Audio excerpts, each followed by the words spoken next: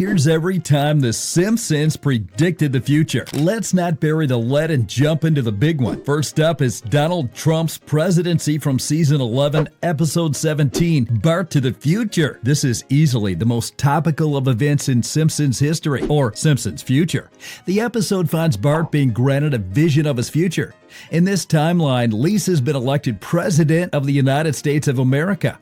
When she meets with her advisors, she brings up how terrible the previous presidency was. That president was Donald Trump. We've inherited quite a budget crunch from President Trump. How bad is it, Secretary Van Houten? We're broke. This wasn't so much a prediction as it was playing off Trump's words. During the 1980s, Donald Trump was interviewed about the possibility of becoming president, although he usually refused it. But what's even more surprising about this development is Lisa. She is portrayed in the episode wearing a purple suit. The style is very similar to Kamala Harris. It wouldn't have been nice to say that the Simpsons predicted Harris's presidency. Taking a turn to the architectural, the shard from season 6, episode 19, Lisa's wedding. This is one of those predictions where you have to peer into the background. This is another future episode where Lisa has a British love interest. Her pursuit of romance leads her to a futuristic London. When she lands, Big Ben is now a digital clock. That's a solidly funny bit. But did you notice something else in that shot? In the background, there's a building that looks exactly like the London Shard building. You've probably seen it in other films and TV shows set in the British city. But this Simpsons episode was from 1995. The Shard wasn't built until 2009. Could The Simpsons have inspired the London skyline? Who knows what other societal influences they could weave for the British Isle. Next up is the Siegfried and Roy Tiger Attack from Season 5, Episode 10, Springfield. Siegfried and Roy have been notable names when it comes to casino shows. They've been performing since the 1960s in Las Vegas. They drew iconography in the 1990s for their shows at the Mirage. So when Springfield gets its own casino, the performers are hired. The duo were most notable for their shows that involved the White Lions and Tigers. While performing in the episode, Siegfried and Roy talked about their trained tiger, while they talked about how much he loves performing than being wild. The tiger has a flashback. The animal recalls being a victim of poaching. Realizing this mistreatment, he makes Siegfried and Roy a victim of an animal attack. Though the gag is based on cruelty towards animals, this event would later transpire in real life. During a 2003 show, the tiger Manticore attacked Roy, just like in The Simpsons. It's been stated by the Tigers trainer that this was due to a mishandling on Roy's part. This injury would bring their performing duo's legacy to an end.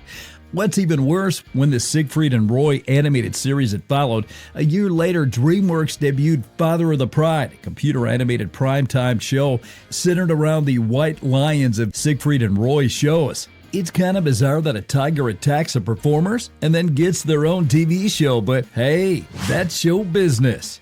Let's focus on a more iconic Simpsons mascot with a three-eyed fish from Season 2, Episode 4. 2 cars in every garage and 3 eyes on every fish. In this episode where Mr. Burns runs for mayor, an inciting incident involves a three-eyed fish named Blinky. The mutation is blamed on Burns' nuclear plant. Ultimately, it's the fish that undoes Burns' political campaign. Well, it wasn't so much Blinky as it was Burns' inability to eat him. Following this episode, Blinky has appeared many times throughout The Simpsons. He was always present in the many rivers of Springfield, and now it appears he swam his way into our reality. In 2011, a three-eyed Atlantic wolffish was discovered in Argentina. The real-life Blinky was caught in the waters of Cordoba, and surprisingly enough, it was close to a nuclear plant. For years, people have used this Simpson episode to make comments about how more nuclear plants will lead to three-eyed fish. Well, it happened. Now all that's left to do is see if rich people hate the taste. Censorship is our next topic with the covering up of Michelangelo's David in Season 2, Episode 9, Itchy and Scratchy and Marge. This is an episode that starts with Marge trying to censor cartoon violence. Itchy and Scratchy is too grotesque for her taste. It's also not healthy for Maggie, who injures Homer in a classic parody of Psycho. Instead of policing television in the home, Marge wages a protest against the cartoon. She wins, and Itchy and Scratchy have their own violence neutered. But Marge is presented with a paradox of her beliefs when it comes to the classic art. When Michelangelo's David is set to tour Springfield, the Puritans strike back. They detest the depiction of a naked male body and want it covered up. Marge, however, does not agree with this stance. Her hypocrisy is called out.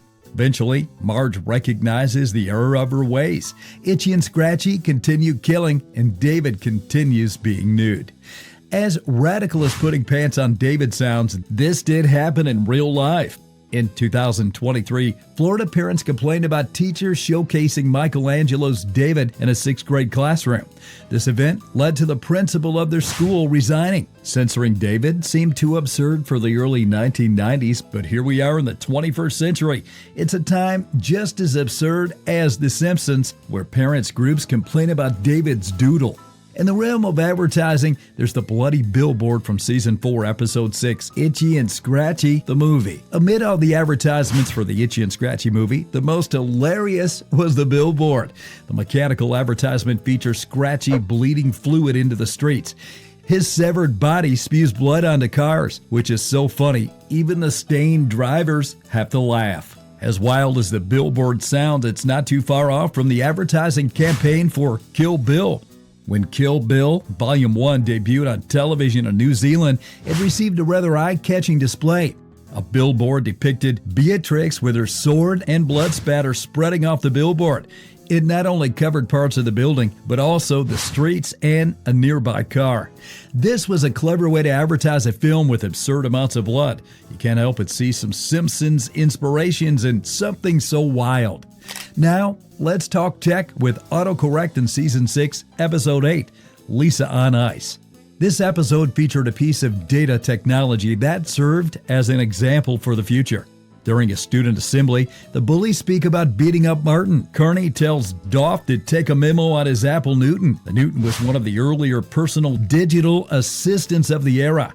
It was known for recognizing handwriting and turning it into text. However, it wasn't the best at this function.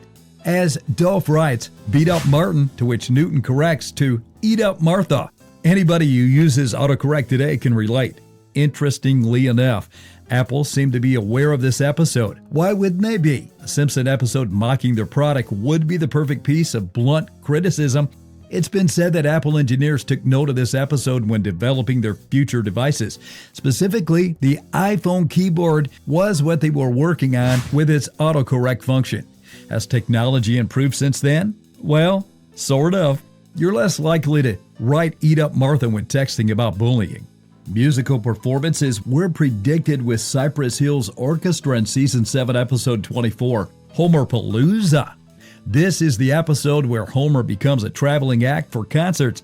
In his tours, he meets many famous bands. One of them is the rap group Cypress Hill. There's a great bit with him taking ownership of an order for the London Symphony Orchestra. The orchestra was intended for Peter Frampton, but Cypress Hill makes the best of this orchestra. As the band starts the beat for Insane in the Brain, the orchestra joins in. They sound pretty good. They sound so good that even Marge likes it, and apparently a lot of people love the idea. In 2024, Cypress Hill would appear at London's Royal Albert Hall with none other than the London Symphony Orchestra. It was the most prestigious experience for the rap group. What started as a silly bit in The Simpsons became a sublime marriage of hip-hop and classical. Finally, there's the biggest prediction of Disney buying 20th Century Fox from Season 10, Episode 5, When You Dish Upon a Star. Since Disney bought Fox, The Simpsons have made plenty of jokes about the House of Mouse. Even before the merger, they were taking shots, as with Bart's broad joke from the Simpsons movie. I'm the mascot of an evil corporation. But it's rather eerie. There's a joke about the merger decades before it happened. In this Simpsons episode, the 20th Century Fox studio lot is visited. But look closely at the sign and you'll notice some extra text. Located beneath the logo are the words, a division of Walt Disney Company. This episode debuted nearly 20 years before Disney bought Fox in 2018. What started as an absurd joke of studios buying each other turned into reality. An entire generation is going to look back on this bit with equal parts indifference and confusion. They'll accept that the 20th century is part of Disney, but they also may ask themselves, what's 20th Century Fox? Of all the previous jokes the Simpsons made about Disney, this was perhaps the most foreboding. At least the mockery continues, now without fear of breaking copyright.